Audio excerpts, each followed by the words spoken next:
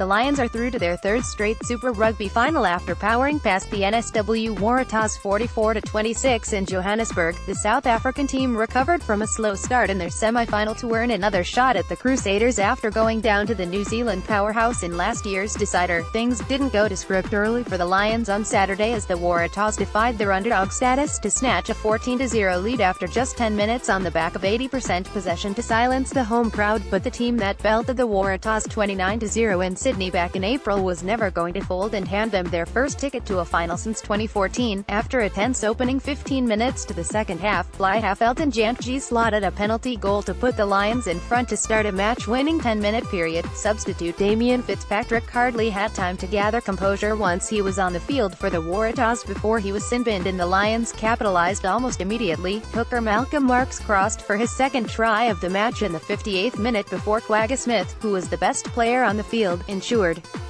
He also had a double shortly after to give the Lions a 15-point advantage. Waratahs substitute Jake Gordon scored a consolation try, which captain Bernard Foley converted with 5 minutes to go, but even that was cancelled out from Courtnall Skousen getting on the end of a terrific kick just before full-time. The last remaining Australian team were hot early on the back of barnstorming tries from Ned Hannigan and Israel Folau before the Lions hit top gear after 20 minutes. "I think we've come along a long way this year. For a young forward pack, a couple of first-timers in Super Rugby, and they're going to be a hell of a lot better having this experience," Foley said. "I think we can take a lot from this. We are only disappointed we're not still alive in this competition and playing for the cup next week." The Lions will now make the trip to Christchurch searching for their first title when they play the Crusaders in the final on August 4th. "I think overall it was a decent performance, but we'll probably have to be 50% better next week. There's a lot to work on," Lions captain Warren Whiteley said.